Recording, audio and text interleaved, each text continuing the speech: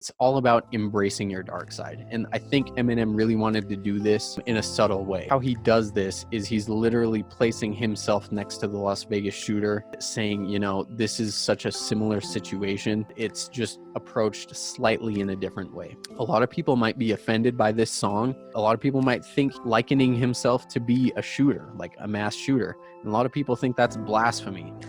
The reason behind this embracing your dark side thing and why it's so important and why we can't talk about things like this in society today is the only way to overcome issues and tragedies like this is to really put yourself in their shoes. What's up, guys? Andre here, coming at you with a new video. This video is a different format, but we just have to. We have to go over this song. This song is Darkness. It is off Music to Be Murdered By, of course, by Eminem. Now, this song, I'm going to analyze it psychologically a little bit. To go through this, I'm pretty sure you probably already listened to it, but I want to cover why this is so important and why people need to get this perspective on just life and society, because, you know, shit happens.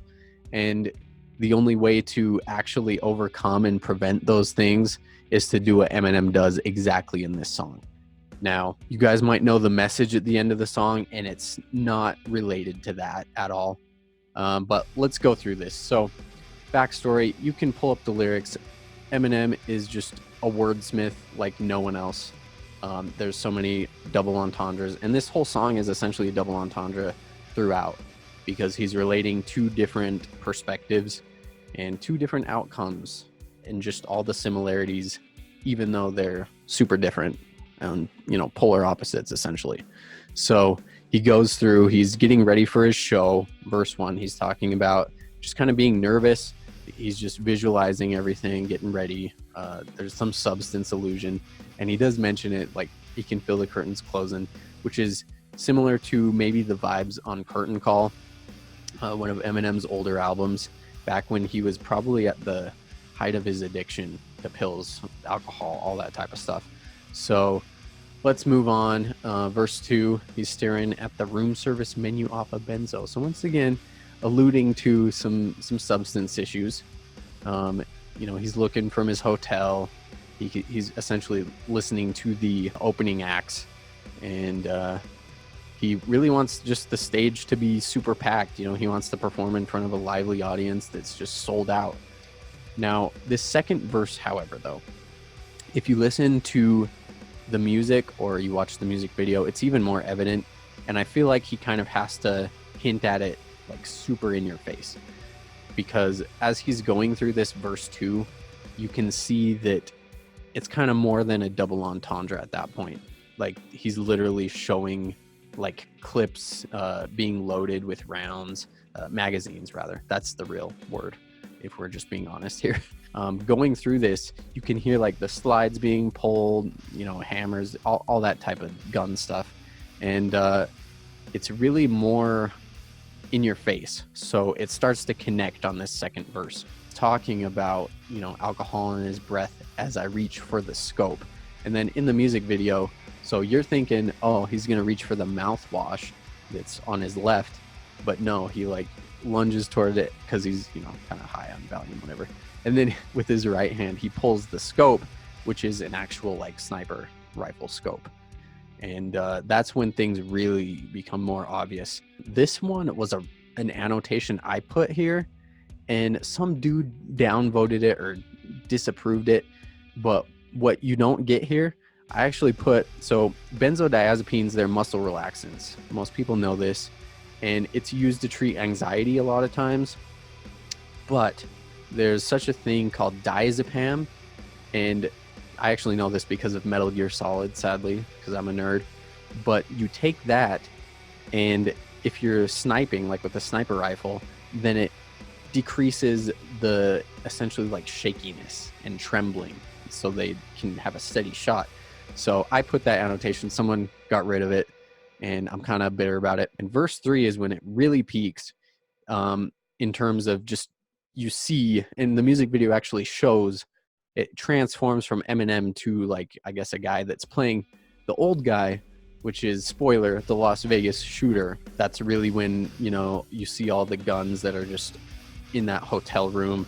He's looking out from the curtain. He breaks the window and starts shooting essentially in this verse. And, it's just an amazing artistic piece. And this will definitely just go down as one of Eminem's top songs, no doubt, because it's something that's very relevant. Even though I feel a lot of people don't care about the Las Vegas shooting, it was just crazy when it happened. So why is this song important? This song is important because he is portraying something not that was at the end of the music video where it's talking about voting about gun laws. That's not what this song is about. I mean, you can do that, that's great. Do whatever you want. But the true psychological analysis about this song is the beauty of meshing these two storylines together.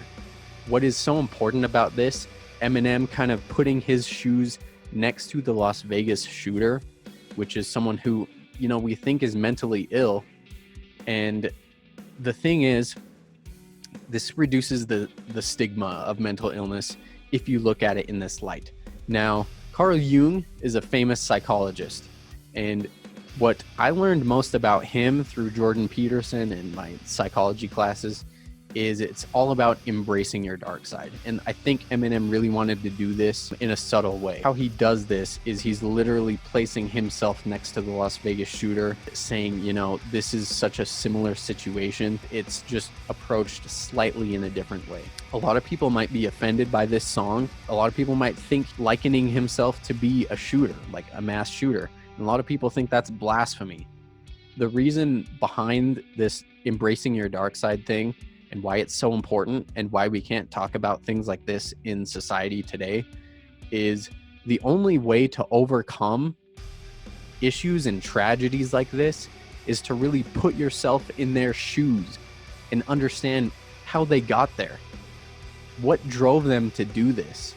And if you can't commiserate to someone that committed a tragedy, then that is dangerous, because once those issues hit you in the same way they maybe hit them, whether it's mental issues, obstacles, all of that type of stuff, if you can't commiserate with that and empathize with that person, then it's going to take even more hold of you to become that person.